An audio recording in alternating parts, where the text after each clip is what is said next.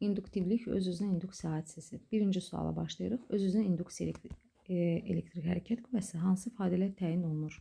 Öz-özünə induksiya elektrik hərəkət qüvvəsinin düsturu E mənfi L delta I bölünsün delta T'dir. A bəndi. 3. Cəryan şiddətinin dəyişmə sürəti. Cəryan şiddətinin dəyişmə sürəti dedikdə delta I böl delta T nəzərdə tutulur. O da vahidi olacaq 1 amper böl saniyə. 5. Henry vur amper. Biz bunu dustura çevirsək eli olacaq. Bu isə maqnitselidir. Yəni 1 Weber verəcək bizə. Deməli, maqnitseli A bəndi. 7. Verilmiş sarğacdan keçən maqnitselinin ondan axan cəryan şiddətinə asılı qrafikini soruşur. Verilmiş sarğac dedikdə həmişə eli sabit götürürük. Onda fi ilə necə asıldı? Düz. Yəni Y. Burada 6-cı suala da baxaq. Ədədi qiymətcə qapalı keçirici konturdan axan cəryan şiddəti 1 saniyədə 1 amper qədər dəyişən zaman onda yaranan öz-özünə induksiya elektrik hərəkət qüvvəsinə bərabər olan fiziki kəmiyyət necə adlanır? Deməli, düsturu yazırıq. Mənfi L delta I böl delta T. İndi gəlin bir-bir yerinə qoyaq. 1 saniyədə 1 amper qədər dəyişən zaman, yəni nə dəyişir? Cəryan şiddəti 1 saniyədə 1 amperə qədər dəyişən zaman konturda yaranan induksiya elektrik hərəkət qüvvəsinə bərabər kəmiyyət. Bunu bir götürüb, bunu bir götürsək, bunlar gedir, alır. Onda ədədi qiymətcə epsilon elə bərabər. Deməli, elektrik hərəkət qüvvəsinə bərabər olan kəmiyyətimiz burada nə imiş? İnduktivlik imiş. Yebəndi. 9. 3 müxtəlif naqildə maqnit sayısı induksiya selinin cəryan şiddətinə asılı qrafiki verilmişdir. Naqillərin induktivlikləri arasında hansı münasibət doğrudur? Əslində bilirik ki, induktivlik fidən və idən asılı deyil. Amma burada ayrı-ayrı induktivliklər verilibsə, deməli, asılılıq var. Ayrı-ayrı, belə deyim də, naqillərin induktivlikləridir. Onda belə baxırıq biz burada. Məsəl üçün, bir dənə perpendikulyar xətt çəkib, birini sabitləşdirsə, L ilə fi düz asılı olacaq. Yəni, fisi böyük olan L də çox olacaq. Onda belə çıxır ki, L3 böyükdür, L2 böyükdür, L1. Yəni, L1 kiçikdir, L2 kiçikdir, L3. 9 olacaq Y. 11. Epsilon I delta T bölünsün delta I. Biz bilirik ki, epsilon i'nin düsturu L delta I böl delta T'dir. Burada I yazmalıyım. Delta I böl delta T'dir. Delta T böl delta I. Bunlar hamısı ixtisar gedəndə induktivlik alınır. Deməli, doğru cavabımız D'dir. Konturun induktivliyi. Sonra 13. Epsilon I bölünsün L. Burada deməli, epsilon i'nin düsturunu yazsaq, L delta I böl delta T alınacaq. Böl L. L'lər ixtisar gedir, qalır delta I böl delta T. Bu isə cəryan şiddətinin dəyişmə sürətidir. 13 olacaq A. Sonra 15. Li bölünsün S. Li böl S. Li fi'ni verir. Fi böl S. Fi də BS verir. S'lər gedir, qalır B. B nədir? Maqnit sayısı induksiyası. 15 olacaq C. 17 ilə davam edirik. Qapalı keçirici konturda uyğunlanmış səthən keçən maqnitselin konturdakı cəryan şiddətinə asılı qrafikinə əsasən bu konturun induktivliyini soruşur. L bərabərdir. Bilirik ki, fi bölünsün i'dir. Fi burada 0.8, i isə 4'dür. Bu eləcək 0.2 Henry. Doğru cavab C. 19. Verilmiş sarğacdan keçən maqnitseli deməli 3 dəfə azaldıqda induktivlik. Biz bilirik ki, verilmiş sarğac üçün L nə fidən, nə i'dən asılı deyil. Deməli, dəyişməsidir. 19D. 21. Verilmiş qapalı keçirici konturda cəryan şiddətinin dəyişmə sürəti 2 dəfə artarsa, konturda yaranan öz-özünə induksiya elektrik hərəkət qüvvəsi. S yazıram. S burada spontan, yəni öz-özünə demək. Delta I böl delta T'dir düsturumuz.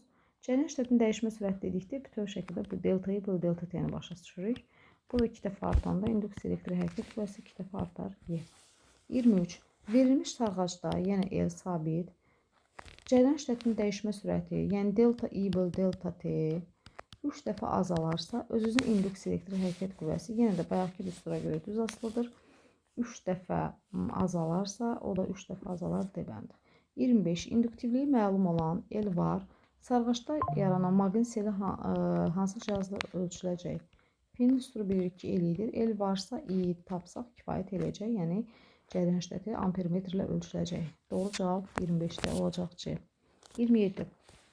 Weber bölünsün amper ifadəsi ilə fi böl i kimi yazmaq olar. O da bizə induktivliyi verəcək. Henry'ni yəni deməndi.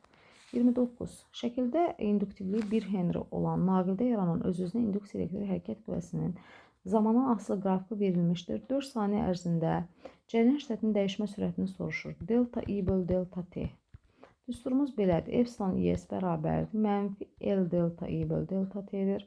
Buradan da bizdən soruşulan delta i böl delta t nisbətidir. Delta i böl delta t nisbətinə bir x kimi baxsaq, x bərabərdir. Epsilon is bölünsün L olacaq. Yəni, məsələn, götürək 10'u. 10 bölünsün 4. Doğru cavab olacaq. Bir dəqiqə. Cərəyan şiddətinin dəyişməsini soruşur. Dəyişmə sürətini yox, dəyişməsini soruşursa, yəni bizdən soruşulan onda, gəlin baxaq, delta i'dir. Delta i'ni bu düsturdan tapsaq, delta i bərabər olacaq. Epsilon i vurulsun delta t bölünsün L. Epsilon i vur delta t. Hasil axtarırıqsa, hasil axtaranda demişdik ki, ştrixlənmiş fiqurun sayısı tapılacaq. Hansı fiquru görürük? S fiquru bölünsün L. İnduktivlik 1-də onsuz da nəzərə alınmayacaq. Bu şəkildə fiqurun sayısını tapırıq. İstənilən hal üçün tapa bilərsiniz. 4 saniyə deyirsə də 4'ə uyğun tapaq. Onda katetlərin hasilinin yarısına müraciət edilir. Yəni 3 bucağın sayısına 4 vur 10 bölünsün 2. 40 bölü 2 20 eləyəcək. Doğru cavabımız Y olacaq. 29. 31. Daha doğrusu 31. İndi gəlir 31'ə. 31'də deyir ki, amper vur Henry bölünsün saniyə. Amper vur Henry bizə L-i düsturundan fi'ni verir.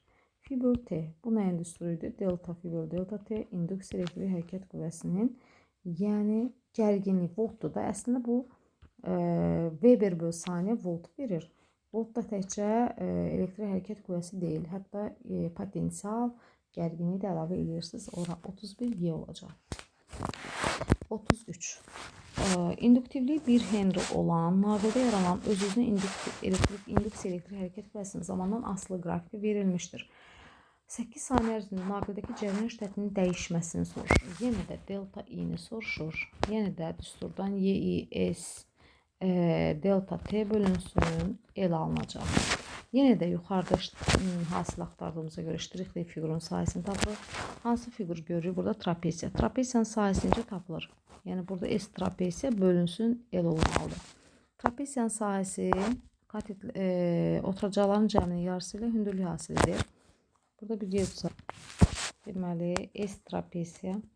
Kənarda trapesiyanın sayısını tapaq. Oturacağın biri böyük 8'dir. Kiçik oturacaq 8 ilə 5 arası 3'tür. Yarısı vurulsun hündürlük də 4'tür. 2, 11, 22. Biz də bilirik ki, delta i bərabərdir. Epsilon i vur delta t bölünsün L'dir. Yəni S fiqur, hansı fiqursa onun sayısını bölürük elə. 22 böl 1, 22 amper olacaq. Doğru cavab olacaq D. 33 D. 35 ilə davam edirik. 35'də də kontrol induktivliyi soruşur. Bilirik ki, L fi böl i'dir. Fi alfa bucağı düz bucaqlı 3 bucağı alınır. Fi alfa bucağın qarşısına katetdir. Yəni buna bərabər tərəf budur. Böl i. Fi'nin i'yə nisbəti tangens alfanı verir. Yəni qarşı katetin, yəni alfa bucağın qarşısındakı katet fi'nin ona bitişik katete, yəni i'yə nisbəti tangensi verəcək. Doğru cavab olacaq C.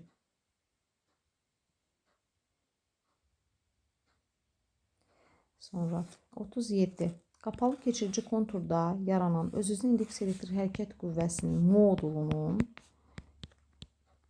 cərəyan şiddətinin dəyişmə sürətinə asılı qrafikini istəyir.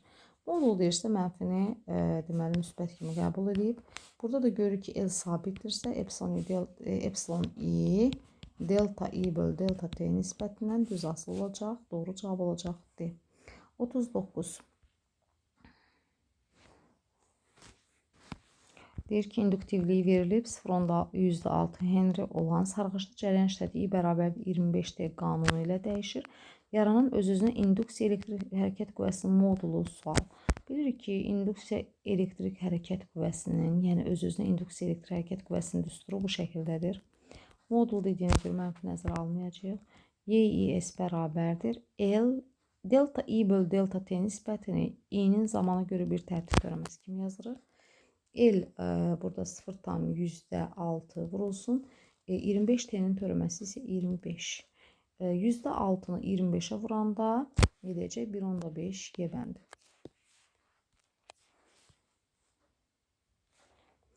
Otuz 9'u yazdıq. İndi yazırıq 41. Aktiv hissəsinin uzunluğu 1 metr olan bir cins maqnit sayəsində qüvvə xəttlərinə perpendikulyar istiqamətdə 5 metr bölü saniyə sürətlə hərəkət etdirildikdə onda yaranan induks elektrik hərəkət qüvvəsi 2 volt olarsa maqnit induksiyasını tapın. Demək, induksiya elektrik hərəkət qüvvəsinin düsturuna müraciət eləyək. B, L, V yazaq. Perpendikulyar nəzərə almıram. Yəni sinus nəzərə almıram daha doğrusu. B-ni də tapanda induksiya elektrik hərəkət qüvvəsi bölünsün L-V olacaq. İnduksiya elektrik hərəkət qüvvəsi 2 bölünsün L1 vurulaq 5. Bu eləyəcək 0,4 A bəndi. 43. Müxtəlif içlikli sarğacın dövrəyə birləşdirilməsi zamanı cərəyan şiddətinin zamana asılı qrafikləri verilmişdir. İçliklərin maqnit nüfuzluqları arasında hansı münasibət doğrudur? Burada öz-özünə induksiya elektrik hərəkət qüvvəsinin düsturuna baxsaq və bir xətt çəkərək zamanı sabitləşdirsək, baxarıq ki, burada deməli, eyni dövrəyə birləşdirilib. Onda biz burada baxırıq ki, L ilə delta I tərs asılıdır. L ilə delta I tərs asılıdır. Yəni, induktivliyi birinci tapırıq, sonra onların maqnit nüfuzluqlarını müqayisə edirik. Demək, burada hansının cərəyanın dəyişməsi daha böyükdür? Baxırıq növbə ilə. Məsəl üçün, özümüzə cərəyan şiddətinə buradan özümüzdən qiymətlər veririk. 1-ə, məsəl üçün, 3 nöqtəsinə uyğun cərəyan şiddətini 5 verdim. 2 nöqtəsinə uyğun 10 verdim. 1 nöqtəsinə uyğun 15 verdim. Bax, belə bir cərəyan şiddəti. İndi gəlin görək cərəyan şiddəti harda daha çox dəyişib? 1-də. 1-də daha çox dəyişibsə, onda belə çıxır ki, 1-in delta i'si ən böyükdür, onda L-i ən kiçikdir. Deməli, L1 kiçikdir, L2 kiçikdir, L3 olacaq. Bəs müyünü necə müqayisə edək? Müyünü müqayisə etmək üçün L-in düsturuna müraciət edirik. Düsturumuz necə idi? Müyümüz 0, n kvadrat, s bölünsün L. Verilmiş sarğacda L müyü ilə düz asılıdır. Onda bunu başqa formada, yəni belə də yazmaq olar. L3 böyükdür, L2 böyükdür, L1 şəklində. Onda belə çıxır ki, L də müyü ilə düz asılı olduğuna görə, L də müyü ilə düz asılıdırsa, onda müy3 böyükdür, müy2 böyükdür, müy1 yazmaq olar. Bax belə. Deməli, bu L1 sizi çaşdırmasın. Yəni, L1 kiçikdir, L2 kiçikdir, L3 nə deməkdir? Elə L3 böyükdür, L2 böyükdür, L1 deməkdir. L də müyü ilə düz asılı olduğuna görə deyirik ki, müy3 böyükdür, müy2 böyükdür, müy1. Eyni zamanda azalmaya da diqqət etirirsiniz. Mesela 44-cü sualda da eyni prinsipdən gedirsiniz. İzah etmirəm, özünüz düşünürsünüz. Əgər nəsə qaranlıq qalırsa, yenidən 44-də baxırıq dərsdə. 43-də dedik, 45. Deyir ki, sarğaçda yaranan cərəyan şiddətinin zaman asılı qrafiki verilmişdir. Hansı zaman intervalında bu sarğaçda öz-özünə induksiya elektrik hərəkət qüvvəsi yaranır? Öz-özünə induksiya elektrik hərəkət qüvvəsinin yaranması üçün cərəyan şiddətinin dəyişməsi mütləqdir. Buna görə də 0T1, bir də T2, T3 intervalında demək dəyişmə olacaq deyə EG də yaranacaq. 45 olacaq B. 47. Deyir, qapalı keçirici konturda cərəyan şiddəti zamana görə artanda induksiya cərəyanı konturun AB hissəsində hansı istiqamətdə yönələr? Deməli, I artırsa, cərəyanımız artırsa, həmişə induksiya cərəyanı onu azaltmağa çalışırıq. Azaltmağa çalışaraq ona əks yönəlir. Doğru cavab olacaq 47-də D. 49. Verilmiş induktivlik sarğaçda keçən cərəyan şiddəti 2 amper olduqda yaranan maqnit seli 0,8 Weber'dir. Cərəyan şiddətinin hansı qiymətində sarğaçda maqnit seli 0,2 Weber'ə bərabər olur? Deməli, verilmiş induktivlik deyirsə L konstant. P-nin düsturuna müraciət edirik, L-i. Buradan belə çıxır ki, L sabitdirsə, Fi ilə düz asılıdır. Düz mütənasiblik yazanda yazırıq fi 1-in fi 2-yə nisbəti bərabərdir L1-in bağışlayın i1-in i2-yə nisbətinə. Fi 1-i götürürəm 0.8 Weber bölək ikincinin 0.2 Weber bərabərdir. Birinciyə cərəyan işlədi 2 amperdir. İkincidəki cərəyan işlədi axtarılır. 0.8-dən 0.2-ni ixtisar edirik 4. 4 ilə bu 2 ixtisar gedir 2. Burada 1. i2-ni də tapanda alınır 2-də 1, yəni 0.5. Yəni bax burada i2-nin yerində 0.5, yəni 2-də 1 durmalıdır ki, 2-yə bərabərləşsin. Yəni hesablamadır, sadə hesablamadır. Doğru cavab olacaq eləmir. 51. Birinci sarğaçdan keçən maqnit seli fi olarsa, ikinci sarğaçdan keçən maqnit seli nəyə bərabərdir? Baxırıq ki, buradan cərəyan gəlir, müsbətdən gəlir, burada budaqlanma var. Budaqlanma varsa paralel birləşmədə, paralel birləşmədə U konstant. İkisi eyni sarğaca birləşdirilib, birinin rezistorun müqaməti R-dir, digəri K-dir. Maqnit selinin düsturunu bilirik, L-lər eynidir, fi bərabər L idi. L vuraq, i-nin də yerinə U böl R qoyuram, çünki U sabitdir. Fi yerinə necə asılıdır? Tərs. Əgər müqaməti R olana uyğun maqnit seli fidirsə, burada bağışlayın, sarğacda maqnit seli fidirsə, bəs müqaməti K olanda necə olacaq? O da 2 dəfə azalıb, fi böl 2 olacaq. Doğru cavab A.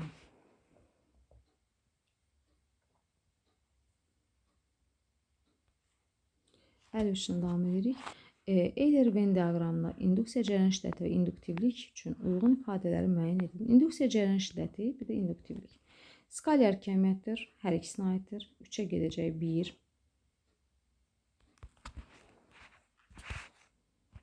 Sonra istiqaməti Lens qaydasıyla təyin olunur. Təbii ki, bu induksiya cərəyanı istiqamətidir. 2 gedir 1-ə. Sonra ölçü vahidi Henry'dir. Yox, başlayın. Ölçü vahidi Henry'dir induktivliyin. 3 getdi 2-yə. Maqnit selinin dəyişmə sürəti ilə mütənasibdir. Deməli, burada nəyi seçək? Bir dəqiqə. Maqnit selinin dəyişmə sürəti ilə delta fi böl delta t ilə mütənasibdir. Burada təbii ki, induksiya cərəyan şiddətindən söhbət gedəcək. Düsturumuz necə idi? Y bölünsün R, Y bölünsün R. O da Y-nin yerinə 1 böl R delta fi böl delta t yazmaq olar. Deməli, bu induksiya cərəyan şiddətinə aiddir. Yəni 2-yə aiddir. Baxın 2 deyib buraya yazıram. 2-yə aiddir. Yəni induksiya cərəyan şiddətinə 2, 4 bura aiddir. Sonra maqnit selinin dəyişmə sürətinin aslı deyil. Aslı deyilsə, bu deməli aiddir induktivliyə. 5 getdi bura. Altını oxuyaq. Ölçü vahidi amperdir. İnduksiya cərəyan şiddətidirsə, deməli 6 da aid olacaq 1-ə. Deməli, doğru cavab seçək. 2, 4, 6 D variantındadır. 2, 4, 6, 2-yə gedəcək 3, 5, 3-ə gedəcək 1. Sonra, burada 55-ə baxırıq. Q qalvanometrinə qoşulmuş S sarğacı, bu qalvanometr, bu gördüyünüz qalvanometrdir, bu da sarğacdır. Sabit cərəyan mənbəyinə qoşulub, sabit cərəyan mənbəyinə qoşulmuş Y elektromaqnitinin dəmir içliyi qarşısında yerləşdirilmişdir. Yəni, bu S sarğac dəmir içliyi olan Y elektromaqnitinin dəmir içliyinin qarşısında yerləşib. Hansı halda S sarğacında elektrik cərəyanı yaranar? 1. Sarğacı elektromaqnitə yaxınlaşdırdıqda, bəli, bu sarğacı elektromaqnitə yaxınlaşdırdıqda və uzaqlaşdırdıqda cərəyan yaranacaq. Deməli, 1 də doğrudur, 2 də doğrudur. Qaldı açar. K açarını açıb bağlayanda cərəyan dəyişir. Cərəyan dəyişməsi də cərəyan yaradacaq. Doğru cavab B olacaq. 55B. Sonra 56-nı izah edin. Fərqli sualdır ona görə. Deməli, hansı halda şəkildə göstərilən M konturunda saat əqrəbi istiqamətdə axan induksiya cərəyanı yaranır? M konturunda, bax, bu konturdur. Bunda saat əqrəbi istiqamətində axan belə bir cərəyan yaranmalıdır. İnduksiya cərəyanı. İnduksiya cərəyanının bu istiqamətdə axınını yaradan onun əksinə cərəyanın yaranması. Yəni xaricdəki cərəyan saat əqrəbinin əksinə axır ki, yeni induksiya yaranan cərəyan, yəni induksiya cərəyanı onu azaltmağa çalışır. Yəni qarşı çıxır, ona əks yönəlir. İndi gəlin görək yuxarı doğru, yəni saat əqrəbi əksi cərəyanın axması üçün nə etmək lazımdır? Dövrə qapanmalıdır. Çünki cərəyan bu istiqamətdə gələcək və bu şəkildə yolunu davam edib gəlib dövrəni tamamlayacaq. Deməli, açar qapanmalıdır. İndi gəlin baxaq. K açarı qapananda bir doğrudur. Bir doğrudur. Sonra bağlı K açarını açdıqda, K açarı açılan zaman isə cərəyan əks istiqamətdə axacaq deyə, deməli biz demək açarı açılan halını seçmirik.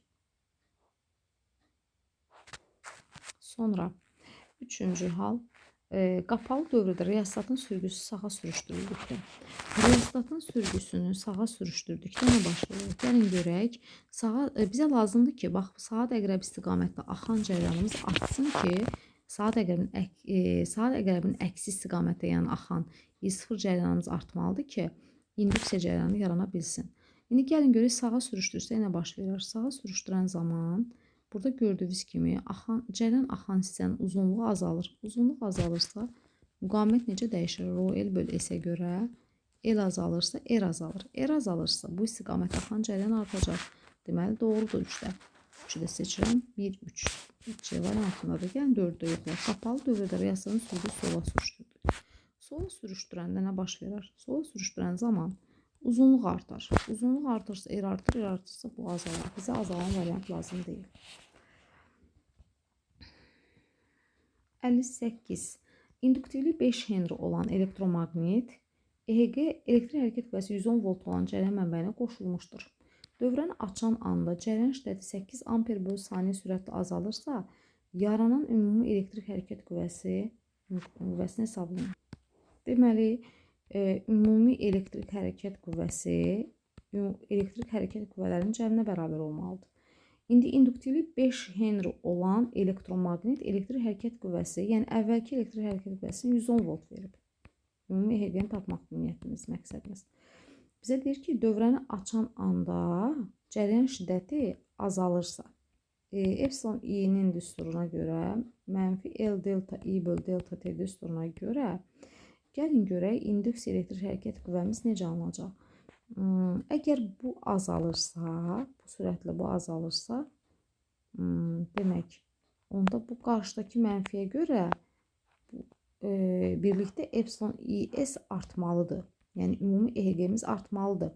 Ona görə də biz azalırsa dedikdə bunların EHG-lərinin ümumi toplamalıyıq. O ümumi EHG-ni də tapmaq üçün 5-i vururuq 8-ə. Eləyəcək 40. 110 üzərində də 40 volt gəlib, 150 volt alırıq. Yəni, doğru cavab olacaq D. 58 D. 60-a baxaq. İnduktivli 5 Henry olan sarxaçdakı cərəyan şiddəti I bərabərdir 5 çıxılsın 0,1 T kvadrat 0,1 T kvadrat qanunla dəyişir. 3-cü saniyənin sonunda sarxaçda yaranan öz-özünə YY-si soruşur. Düsturumuz mənfi L delta I böl delta T'dir. O da mənfi L i-nin zamana görə bir tərtib törəməsi olacaq. Mənfi 5 vurulsun. Gəlin i-nin törəməsini alaq. I-nin törəməsi 5-in törəməsi 0 çıxılsın mənfi 0,2 T olacaq. Vurulsun mənfi 0,2 T. Burada nəzərə alıram. Bərabərdə hesablayıram. Mənfi 5-i mənfi 0,2-yə vururam. Bir də T-yə vururam. T-ni də yerinə qoyuram 3. Mənfi 5-i 0,2-yə vuranda 1. 1-i də 3-ə vururam 3. Doğru cavab olacaq B. 60 B. 61-ə də baxaq. 61-ə də baxaq.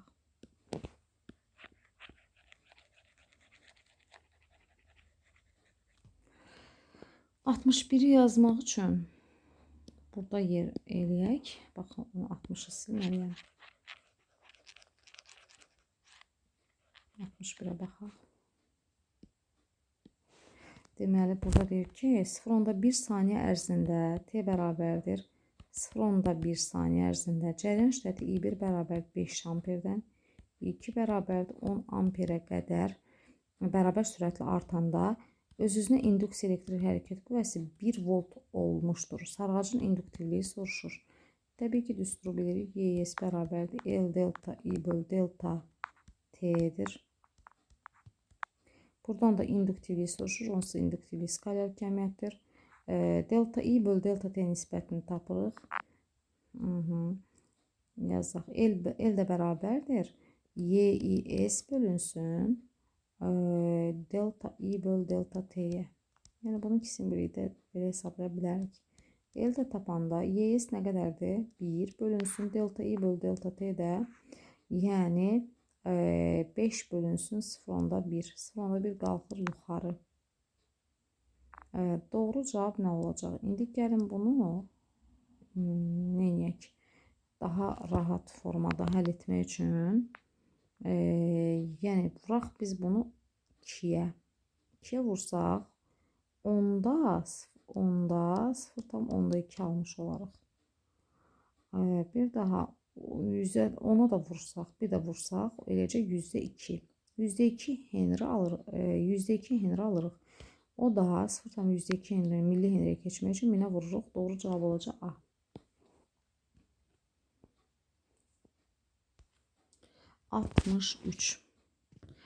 İnduktivliyi 0,2 Henry olan sarğaçlı cərəyan şiddəti zamana görə I bərabər 4 çıxılsın 3D şəklində, daha doğrusu 4 çıxılsın 3D amper qanunu ilə azalır. Sarğaçda yaranan öz-özünə induksiya elektrik hərəkət qüvvəsinin modulunu soruşur.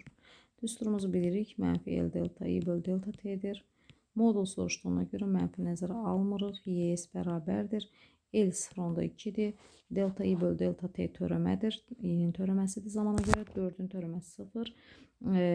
Demək, mənfi 3'ün də 3T'nin törəməsi də 3. Müsbət 3 gətirirəm. O da eləcək 0,6.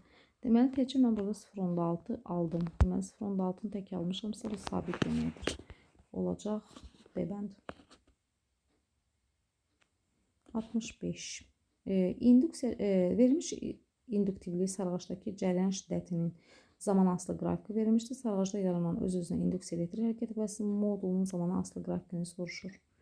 İnduksiya elektrik hərəkət qüvvəsinin düsturu bilirik ki, L delta I böl delta T'dir. L-i sabit kimi götürsək, I-nin zamana görə bir tərtib törəməsidir. Modul dediyinə görə mənfi nəzərə almadım. I-nin T'dən asılı qrafiki düz xətt veribsə, xətti funksiyanın da törəməsi, bundan öncəki ifadələrdə qeyd etmişəm ki, I-nin T'dən asılı qrafiki düz xətdirsə, xətti funksiyanın da törəməsi sabiti verəcək. Buna görə doğru cavab D olacaq. Sonra 67 ilə davam edirik. Eynən bir cins maqnit sayəsinin induksiya xətlərinə perpendikulyar istiqamətdə irəliləyən hərəkət etdirilərkən naqilin sürətinin zamanasılı qrafiki verilmişdir. Hansı qrafik naqilin uclarında yaranan induksiya elektrik hərəkət qüvvəsinin zamanasılı qrafikini düzgün əks etdirir. İnduksiya elektrik hərəkət qüvvəsinin düsturu bilirik ki, BLV-dir. Yəni, epsilon I V ilə eynidir. Epsilon I-nin T'dən asılığı belədirsə, daha doğrusu VT qrafiki bu şəkildədirsə, epsilon I də zamanın eyni qrafik verəcək. Yəni 67 olacaq B. Davam edirik. 69. Sarğaclardan keçən maqnit sellərinin nisbəti F1 böl F2 nəyə bərabərdir? Sarğacların aktiv müqamətlərini nəzərə almayın. Yenə də gördüyünüz kimi paralel birləşmədir. Burada budaqlanma var. Bu dəfə R-lər eynidir. F-nin düsturu L-İ'dir. L fərqlidir, amma I-lər eyni olacaq. Niyə? I bərabərdir I böl R düsturuna müraciət edirik. Yəni biz burada epsilon böl R plus R ilə də gedə bilərik. Çünki mənbə A olanda adətən demişik EHG ilə gedək. Sonra burada demək ki, nə edirik? R-lər eyni olduğuna görə buranı sabit götürürük.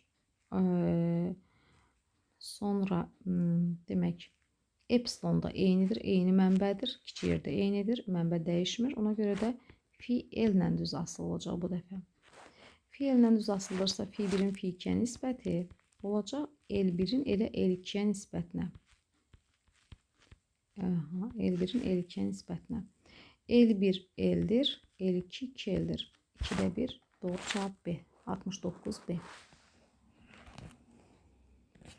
Sonra 71. Qapalı keçirici konturda cərəyan şiddətinin zamanla asılı qrafiki verilmişdir. A və B nöqtələrinə uyğun zaman anlarında konturda yaranan öz-özünə induks elektrik hərəkət qüvvələri qüvvələr arasında hansı münasibət doğrudur? Bunu əvvəla belə deyim ki, i-nin t-dən asılı qrafikdə düz xətt veribsə, öz-özünə induksiya düsturuna görə delta i bölü delta t-yə görə delta i-nin delta t-yə nisbəti tangens verir. Tangens də artan funksiyadır. Amma burada gördüyünüz kimi it qrafiki bir xəttin üzərindədir. Deməli, bir xəttin üzərindəsə EHG-lər bərabərdir. Doğru cavab C olacaq. Amma biraz daha dəqiq olsun deyə, yəni siz hesablamalarda diqqətli olasınız deyə bir də onun başa salım sizə ki, demək, burada hesablama aparası olsaz, A nöqtəsinə uyğun delta i bölü delta t nisbətini tapsaz, olacaq. Delta i'miz A-ya uyğun 20 çıxılsın 16, 20 çıx 16 bölünsün 4 olacaq. Bu eləcə 4. İndi gəlirəm B nöqtəsinə. B nöqtəsinə uyğun olanı hesablayanda diqqətli olun. Bax, başlanğıcı buradan götürürsə, 20-dən götürürsə, yenə yazasınız delta i2, bu birinci üçün idi. A üçün deyək də, bunu indi B üçün yazıram. Delta t B. Buranı da A'sını yazaq. Delta i B-yə baxıram. 20-dən gəlir, başlanğıcı 20-dən götürürsünüzsə, gəlir 12-də dayansa, sonu 12-də götürsək, olacaq 20 çıx 12, 8. Bölünsün, zaman dəyişməsi 0 ilə 8 arası 8, 8. Deməli, burada olacaq, bayaq 20-dən 16 çıxıb 4 yazmışam, 4-ə 4-ə bölüb 1 eləməli idi. 8-ə 8-ə bölən 1 eləyir. Deməli, birinci halda da induks elektrik hərəkət qüvvəsinin öz-özünün induks EHG-ni 1 aldım, cavabıdır. Deməli, oradan da bərabər imiş bunlar. Gəldik 73-cü suala. K açarı qapandıqda sarğacdan keçən maqnit seli A və B nöqtələr arasında gərginlik sabitdir. Sarğacın aktiv müqaməti yenə də nəzərə alınmır. Deməli, baxırıq nəyə? K açarını qapadıqda. Əvvəla K açarının açıq vəziyyətinə baxaq, sonra keçək qapıya. Deməli, açar açıq olanda buradan gələn cərəyanımız, dövrədən gələn cərəyan gəlir. Bura açıq olduğuna görə bu dövrədən keçmir cərəyan. Bu dövrədən gələn ümumi cərəyandırsa, yalnız R rezistorundan və L sarğacına keçəcək.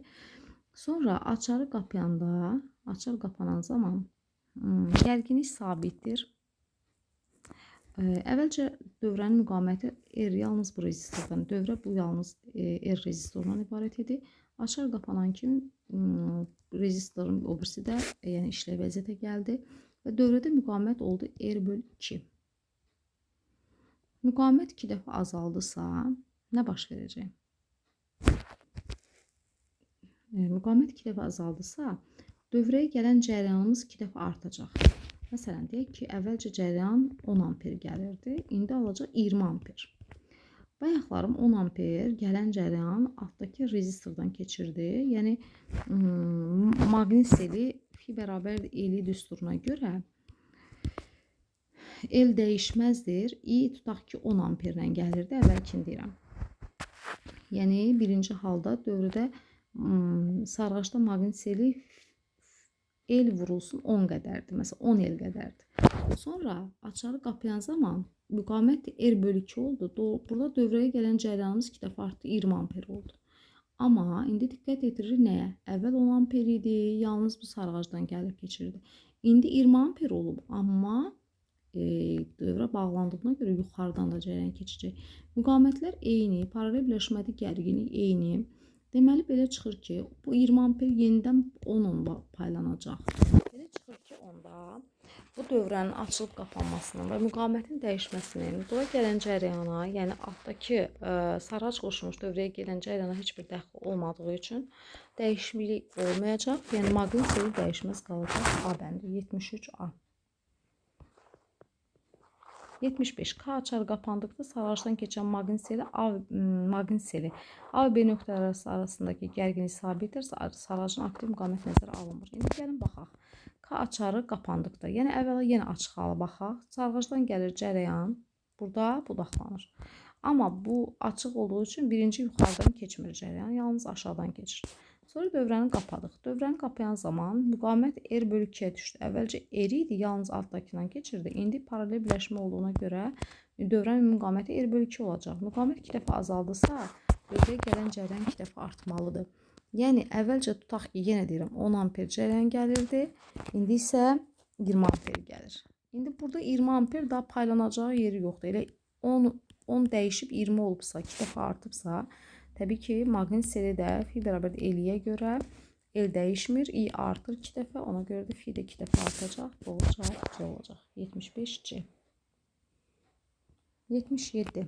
Qapalı keçirici konturda cəryan şiddətinin zaman asılı qrafiki verilmişdir. Konturda yaranan induksiya elektrik hərəkət qüvvəsinin qrafikin 1-2-3 hissələrinə uyğun qiymətlərinin modullar arasında hansı münasibət doğrudur? Yaranan induksiya elektrik hərəkət qüvvəsinin düsturu L delta I bölü delta T'dir. Delta I bölü delta T nisbəti də yenə də dediyimiz kimi qarşı katetin, bitişik katetin nisbətini verir. Tangens alfadır. Tangens də artan funksiyadır. Bu alfa 1 olsun.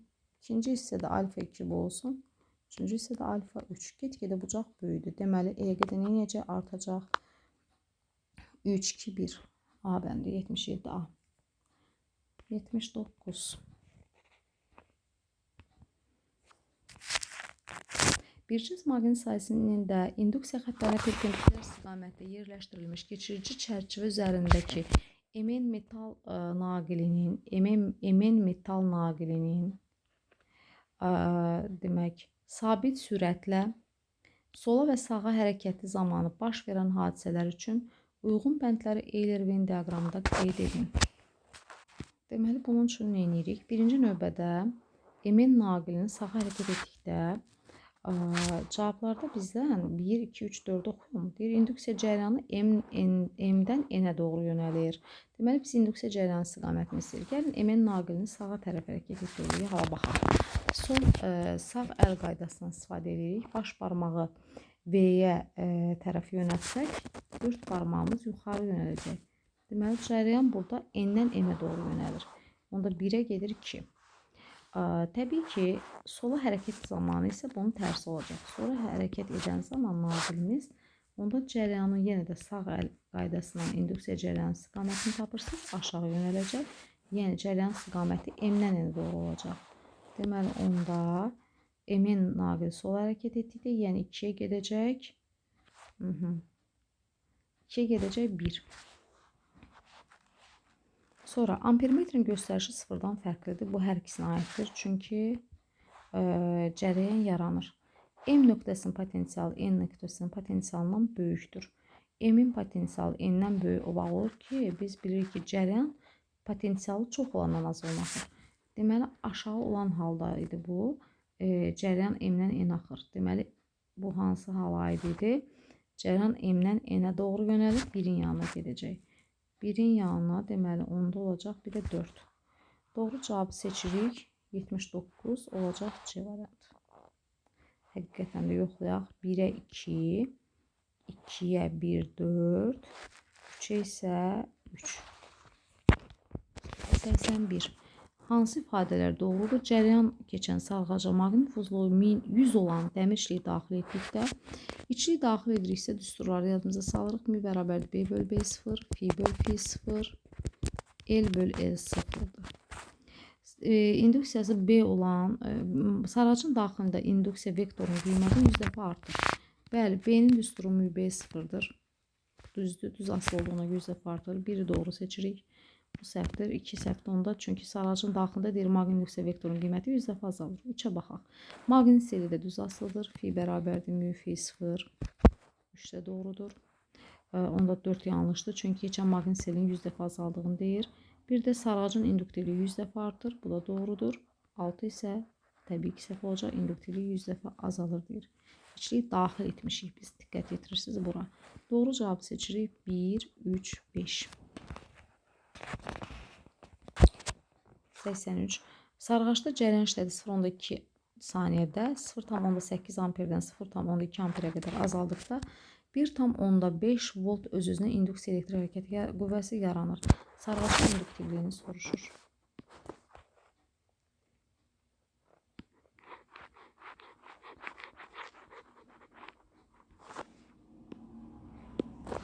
Deməli, induktivliyi soruşur. Biz də burada öz-özünə induksiya elektrik hərəkət qüvvəsinin düsturuna müraciət edirik. L delta I böl delta T'dir. İnduktivliyi soruşur. L də bərabərdir. Epsilon I S delta T bölünsün delta I. Epsilon I S'imiz nə qədərdir burada? 1/5.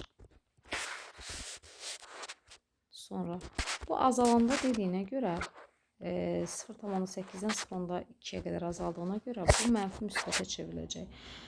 Sonra həm də induktivlik soruşur, skalar kəmiyyətdir. Delta T'miz 0,2-dir. 0,8-dən də 0,2 çıxıram 0,6-dır. Bunlar ixtisar gedir, aşağıda 3 qalır. 1/5 3-ə böləndə 0,5 Henry qalacaq. Doğru cavabımız olacaq 83-də 0,5 Henry. 86, daha doğrusu 85.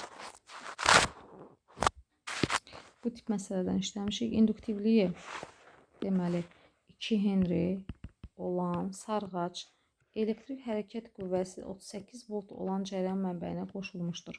Dövrə qapanan anda cəryan şiddəti delta I böl delta T 4 amper böl saniyə sürətlə 4 amper böl saniyə sürətlə artırsa ümumi EHG.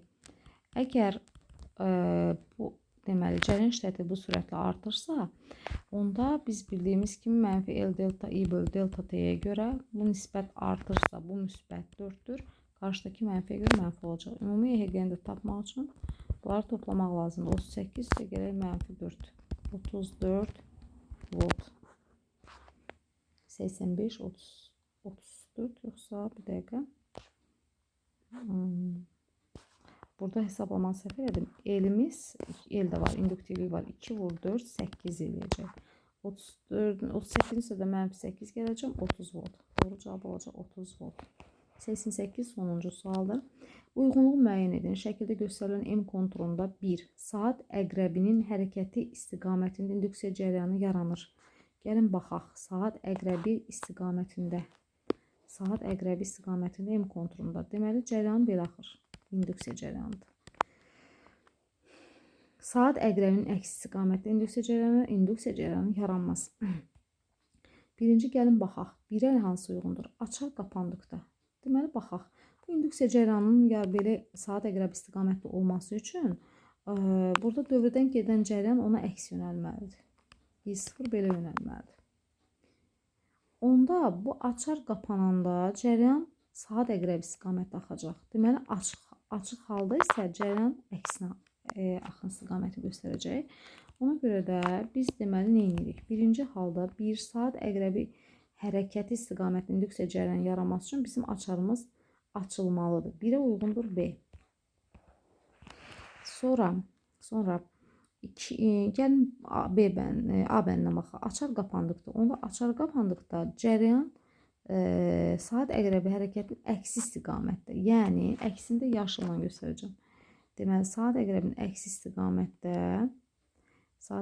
istiqamətdə cəryan yaranması üçün dövrə qapanmalıdır ki, əvvəlki cəryan bax bu istiqamətdə axsın. Bunlar bir-birinə axı əks yönəllər. I0 ilə induksiya bir-birinə əks yönəlməlidir. Deməli, onda belə çıxır ki, 2-yə uyğundur A. 2-yə uyğundur A.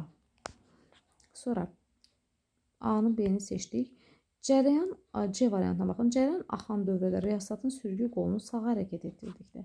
Gəlin görək, sağa hərəkət etdirdikdə, yəni nə baş verəcək? Sağa hərəkət etdirirəmsə, deməli, cəryan axan naqilin uzunluğu azalmış olur. Yəni, belə axan, müsbətdən gələn bu cəryanın, yəni saat əqrəb istiqamətdə axan cəryanın uzunluğu azalır. Cəryan axan riasatın uzunluğu azalır. L azalırsa, R azalır. R azalırsa, I artır. İndi bizə bayaqlarım hansı, deməli, bu istiqamətdə axan cəryanın artması hansı halda lazım idi? Saat əqrəbi istiqamətdə cəryan yaranması üçün. Ona görə də C-ni əlavə eləyirəm. C-ni əlavə eləyirəm. Deməli, 2-yə. A-nın yanına. A-nın yanına. Yəni, çünki niyə? Saat əqrəbinin əksi istiqamətdə. Saat əqrəbinin əksi istiqamətdə cəryan belə axırdı. Onda dövrdən gedən cəryanımız necə olmalı idi? Saat əqrəb istiqamətdə olmalı idi. Hı -hı. Deməli, üçüncü D-ni oxuyaq. Cərəyan axan dövrdə riyastatın sürgü qolunu sola hərəkət etdirdikdə. Sola hərəkət edən zaman uzunluq artır. Uzunluq artır. Gəlin baxaq. Bax, bu uzunluq artır. Cərəyan keçən uzunluq artır. Uzunluq artırsa, L artırsa, R artır. I azalır. İ'nin deməli, onda bizə lazım olan cərəyanın azalması üçün cərəyan geri istiqamətdə axmalıdır. O da 1-ə uyğun olacaq. Saat əqrəbinin hərəkəti istiqamətində induksiya. Yəni, saat əqrəbinin hərəkət istiqamətində cərəyan yaranması üçün bunun əksinə cərəyan, yəni saat əqrəbi istiqamətdə cərəyan artmalıdır. Yəni, o da açarın açıq vəziyyətində idi. Yəni, belə deyim də, bu cərəyan azalmalıdır. Hansı cərəyan? Müsbətdən mənfiyə gələn bu cərəyan azalmalıdır. Bunun üçün də riyastatın sürgüsünü biz nə etməliyik? Sola sürüşdürməliyik. Ona uyğundur. B-nin yanına bir də əlavə edirəm. D-ni. Bir də deyir ki, induksiya cərəyanının yaranması. İnduksiya cərəyanının yaranmaması üçün dövrədə cərəyan sabit olmalıdır. Yəni, 3-ə uyğundur. Bir də Y. Deməli, doğru cavabları seçirik. 1-ə B, D, 2-ə A, C, 3-ə isə Y.